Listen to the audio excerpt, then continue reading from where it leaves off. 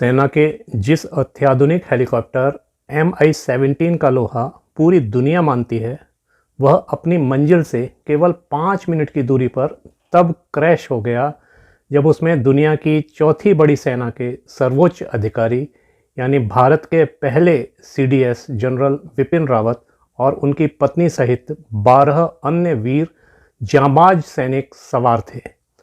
और इस दुर्घटना में कुल 14 में से 13 सवारों की मृत्यु हो गई। एक एयरफोर्स अधिकारी ग्रुप कैप्टन वरुण सिंह गंभीर हालत में हैं, उनका इलाज चल रहा है।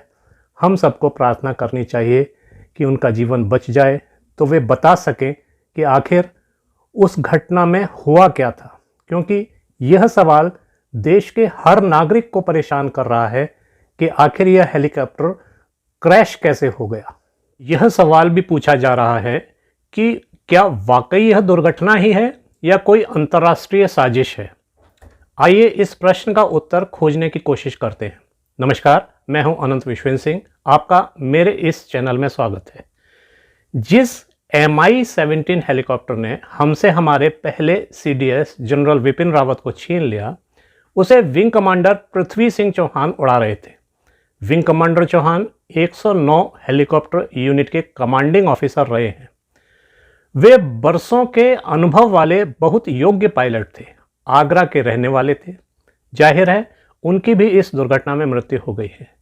जहां तक हेलीकॉप्टर की गुणवत्ता का सवाल है तो उस पर कोई अभी प्रश्न उठाने की स्थिति में नहीं है। पूरी दुनिया में 55 से अधिक देश इस हेलीकॉप्टर का प्रयोग सफलतापूर्वक करते हैं।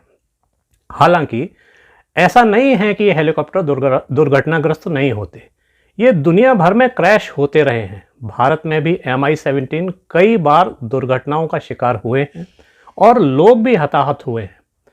उन सभी दुर्घटनाओं के कारण बाहर ही रहे हैं, ये इंपॉर्टेंट बात है। जितने भी हेलीकॉप्टर क्रैश हुए हैं ये अभी तक, उनमें जो कारण है वो बाहर ही है। मौसम कारण बना है या कोई ऐसी चीज़ कारण बनी है जिससे उनकी दुर्घटना हुई है। विशेष रूप से खराब मौसम ही इसके कारण रहे हैं। आपस में क्रैश होकर, आपस में टकरा के ये दुर्घटनाग्रस्त हुए हैं। इस सब के बावजूद भी भारतीय सेना को और पूरी दुनिया भर के सैन्य बल को इस हेलीकॉप्टर पर बहुत भरोसा है। वो बहुत विश्वास इस हेलीकॉप्टर करते हैं। यहाँ तक कि भारत के प्रधानमंत्री नरेंद्र मोदी जी ने भी कई बार इस हेलीकॉप्टर को अपनी रैलियों में जाने के लिए प्रयोग किया है। सवाल यह है कि जिस हेलीकॉप्टर में भारत के CDS सवार हों और वो क्रैश हो जाए तो उसके क्रैश होने पर यह सवाल बहुत गहरा हो जाता है कि आखिर गड़बड़ी कहाँ हुई। यह सवाल इतने गहरा है कि बेचैन और परेशान करने लगता है। मीडिया रिपोर्ट्स के अनुसार इसकी पहली संभावना यह बताई जा रही है कि कोई तकनीकी खराबी आई हो सकती है, लेकिन इस हेलीकॉप्टर में एक बैकअप इंजन होता है, ईंधन की अलग से व्यवस्था होती है। यह हेलीकॉप्टर इतनी आधुनिक तकनीकी वाला है कि विशेषज्ञ नहीं मानते कि अचानक कोई आंतरिक तकनीकी खराबी इसमें आ सकती है, क्योंकि हर उड़ान से पहले इसकी बहुत बारीक जांच होती है, हमेशा जांच की जाती है। मेरी कई पूर्व सैनिक अफसरों से बात हुई है। उनका कहना है कि देश के CDS जिस हेलीकॉप्टर से चल रहे हों उसकी तकनीकी जांच में कोई लापरवाही बरती गई होगी, यह सोचना भी काफ़ी कठिन है। हम पहले देख चुके हैं इस हेलीकॉप्टर को उड़ा रहे पायलट की योग्यता पर कोई शक नहीं किया जा सकता। वे बड़े दक्ष पायलट थे और हर खराब स्थिति से हेलीकॉप्टर को बचाकर निकाल लाने में उनको महारत हासिल थी, ऐसा बताया जा रहा है। इसके साथ ही दूसरी संभावना यह बताई जा रही है कि खराब मौसम के कारण यह दुर्घटना हुई हो सकती है, लेकिन यह बात किसी के गले नहीं उतरती। फिर वही बात कि तीनों सेनाओं के सर्वोच्च सैनिक अधिकारी के हेलीकॉप्टर के उड़ान भरने से पहले मौसम की स्थिति को देखने में कोई चूक हुई हो, यह भी असंभव सी बात लगती है। अब तीसरी संभावना जो बताई जा रही है वो यह है कि हो सकता है कोई बड़ा पक्षी इस हेलीकॉप्टर से अचानक आकर टकराया हो। देखिए, यह संभावना भी इसलिए हल्की पड़ जाती है कि ऐसी स्थिति में हेलीकॉप्टर में हवा में ही आग लग जाती है और सामान्यतः जो एक्सपर्ट्स हैं उनका मानना यह है कि हेलीकॉप्टर के पंखों से जो हवा निकलती है इतनी तेज़ होती है कि हेलीकॉप्टर के पास किसी पक्षी के आने की संभावना ना के बराबर होती है। अब आते हैं हम चौथी संभावना पर, जो एक देश के बड़े समझदार जिम्मेदार नेता ने व्यक्त की है। और चौथी संभावना जो उनके द्वारा सामने आ रही है वह यह है कि इस हेलीकॉप्टर पर चीन की ओर से लेज़र हमला किया गया हो सकता है। यह संभावना डॉक्टर सुब्रमण्यम स्वामी ने व्यक्त की है।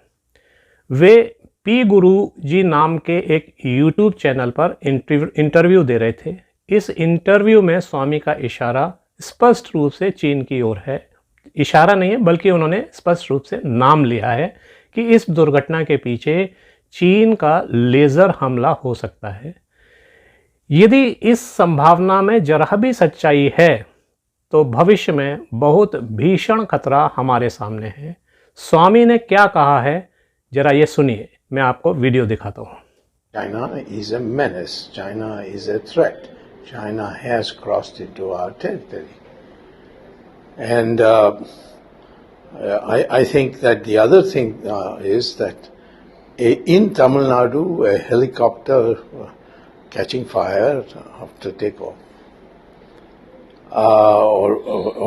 or something like that, somehow reminds me of my amateurish understanding of cyber warfare. Cyber warfare, is just a laser, reaches the object and it burns up. So is this one of that?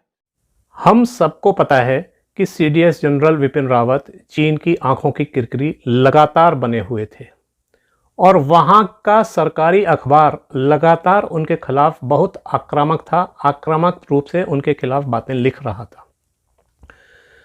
लेकिन laser हमले की स्थिति में भी ये माना जाता है और होता ही है कि टारगेट हवा में ही जल जाता है, जबकि दुर्घटनाग्रस्त ये हेलीकॉप्टर जमीन पर आकर जब गिरा है तब उसमें विस्फोट हुआ, ऐसा प्रत्यक्षदर्शी बता रहे हैं। बहरहाल संभावनाएं और कयास लगते रहेंगे, लेकिन हकीकत तो सेना की कोर्ट ऑफ इंक्वायरी या अन्य जांच एजेंसियां जो जांच करेंगी उनमें ही सामने आएगी। आपको क्या लगता है? क्या आपको डॉक्टर स्वामी की बात में कोई दम नज़र आता है या कोई और बात समझ में आती है? तो हमें कमेंट बॉक्स में कमेंट करके ज़रूर बताइए। अंत में निवेदन कि वीडियो को लाइक और शेयर अवश्य कर दें। अपना ख्याल रखें, सुरक्षित रहें, प्रसन्न रहें। नमस्कार।